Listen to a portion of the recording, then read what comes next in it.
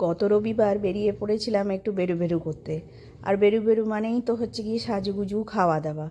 সকালবেলা ঘুম থেকে উঠে স্নান টান করে গপুকে স্নান টান করিয়ে খাইয়ে দাইয়ে বেরিয়ে পড়েছি আমরা কলকাতার উদ্দেশ্যে। রাস্তায় শেরে পাঞ্জাব কোলাঘাটের সেখানে আমরা ব্রেকফাস্ট সেরে নিচ্ছি। ওই 10টা 20 মতন বাজে। এখন ব্রেকফাস্টটা সেরে নিয়ে তারপর কলকাতার উদ্দেশ্যে রওনা দেব। কলকাতায় আমরা সাউথ সিটি মলে এসেছি। আর টুকটাক কেনাকাটা হয়েছে, একটু ঘোরাঘুরি হয়েছে। 12টা 1টার মতন বাজে। হালকা হালকা খিদে পাচ্ছে, কারণ শেরে পাঞ্জাবে যেভাবে মোটা করে ব্রেকফাস্ট করেছি সেই রকম খিদে নেই বলতে পারি। আর এখানে লর্ড অফ দ্য ড্রিঙ্কস বলে একটা রেস্টুরেন্ট আছে সাউথ সিটি মলের মধ্যে। এখানটায় আমরা যতবারই আসি ওইখানেই খাওয়া দাওয়া করি। আর এখানের অ্যাম্বিয়েন্সটা ভীষণ ভালো, একটা ফ্রেন্ডলি অ্যাম্বিয়েন্স। আর দেখছো কি সুন্দর এদের ইন্টেরিয়ারটা, অপূর্ব লাগে দেখতে। বেশ একটা কি বলবো, খুব লাইটিং দেয়া, খুব সুন্দর একটা। আর খুব সুন্দর বসে নিজেদের মতন করে টাইমটাকে স্পেন্ড করা যায়।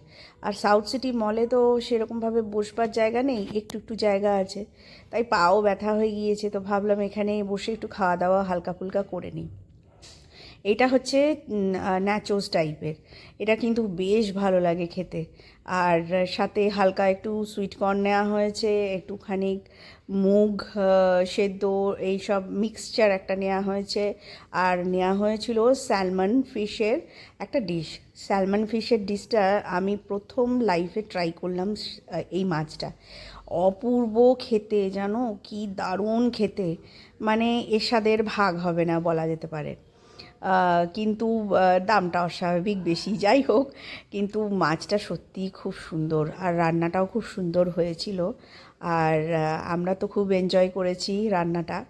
তা এই তো খাওয়া দাওয়ার পরে আমরা বাড়ির উদ্দেশ্যে রওনা দিলাম। ফেরার সময় আমরা একটু গ্রেভি চাউ নিয়ে নিয়েছিলাম, আর রাত্রেবেলা বাড়িতে খাবো বলে। ব্যাস গ্রেভি চাউ দিয়ে আমাদের রাত্রেবেলা ডিনারটাও সেরে ফেললাম। আর একটা মুভিও সাথে দেখতে দেখতে দিনটা কেটে গেল খুব ভালোভাবে।